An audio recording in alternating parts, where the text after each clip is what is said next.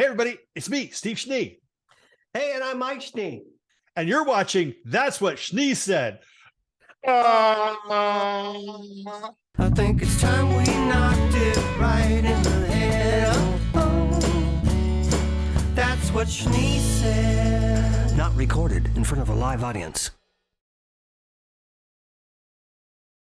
Welcome to That's What Schnee Said. This is the series where me and my brother Mike, we discuss our childhood and lots of pop culture things that went on while we were growing up. And this series, we're going to discuss the Beatles and Beatles solo and our memories of growing up and encountering things related to the Beatles. Doesn't that sound fun, Mike? It sure does, Stephen. It's so hard for me to call him Mike because I grew up calling him Michael the whole time.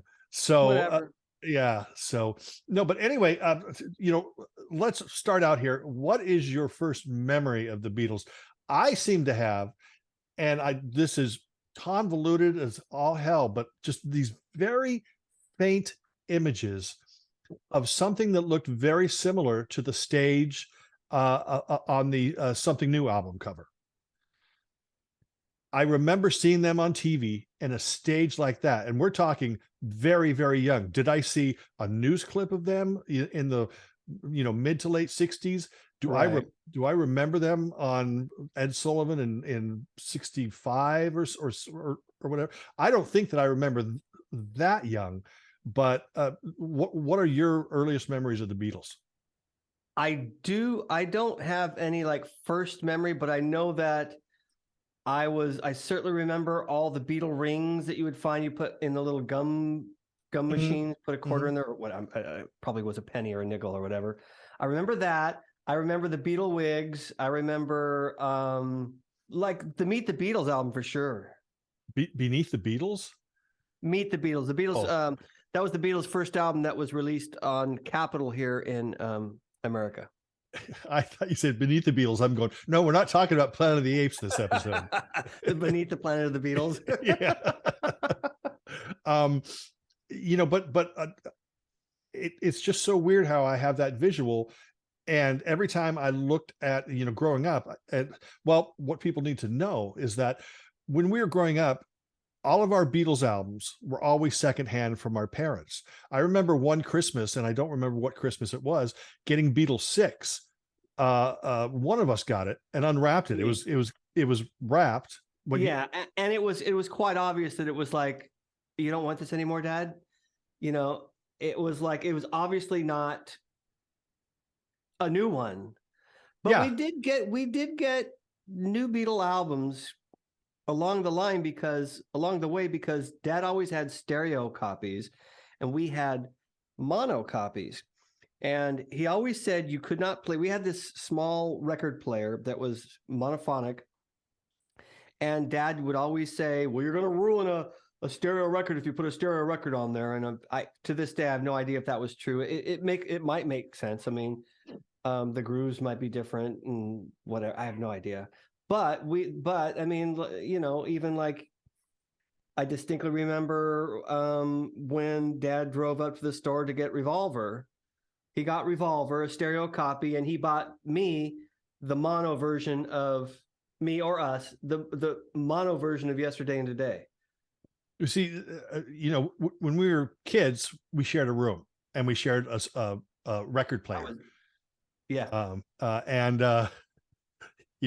Now, of course, people are all macho, like, yeah, I got a turntable, I got a, this, whatever. But with us, we have record players. And I don't remember that Revolver memory. But just knowing that it's like our parents would just basically re-gift us Beatles albums. And it's kind of like, we didn't care. That was our Beatles album now. Right. We got to play it. And there are a couple memories I have of later on playing those Beatle records. Now, this is, some of these things that we talk about, our memories are going to hop around a little bit, in time. I remember on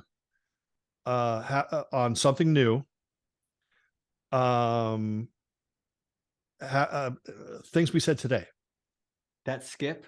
Yeah. Till the end of, till the end of, till the end of, till Yep. the end of, till the end of, you know, and then you sort of push it down a little bit, end of time. And then later on, when that skip went away, you can still hear that, like, you know, there was like an audible I noise. might still have that same exact album. You have to play Things We Said Today and see if it still happens. But I know that was one of those albums that, like, Things We Said Today was not, I mean, we knew the song, or I knew the song, but it wasn't something Dad played all the time. And Something New was not something that we had. We didn't have our own copy of Something New. So he barely played it. So it was Mom and Dad's version that we played? Yes. Okay. Yes, for sure. Yeah. And I mean, I remember a lot of Beatle things, like not really, really clearly. I mean, I remember when things like Hey Jude were new. Yeah.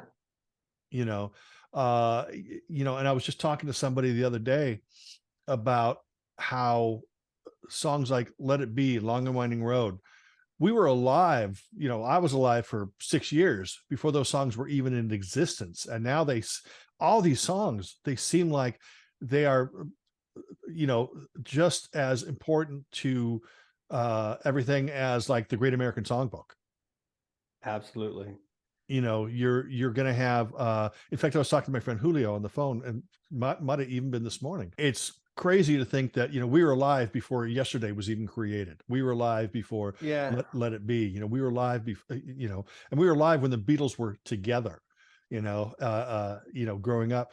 But I remember going over grandma's house, and our Aunt Lori, who was younger than my parents, was still living with my grandparents. And I remember her playing Abbey Road. That's the first time I remember hearing Abbey Road. It's the first time I remember hearing Here Comes the Sun.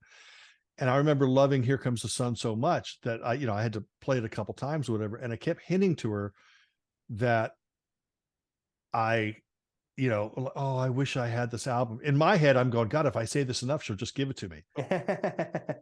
But no, didn't happen. No, Aunt Lori loved the Beatles. In fact, Aunt Lori, our Aunt Lori, saw the Beatles but what year was that? 65 or 66? 65 over at Balboa Stadium in San Diego. Incredible. You know, and I don't know if you know this, but our Uncle Gary saw Elvis in 57. So Uncle Gary saw Elvis and Aunt Lori saw the Beatles. You know, you can't beat a family like that. You know, but I remember Mom coming home from a Lionel Richie concert in 1984 or 85. She saw them, and the funniest thing she ever said was like, oh, he came out and the first thing he said is, we're going to party all night long. And 90 minutes later, it was over. I think it's time we knocked it right in the head. That's what Schnee said. Not recorded in front of a live audience.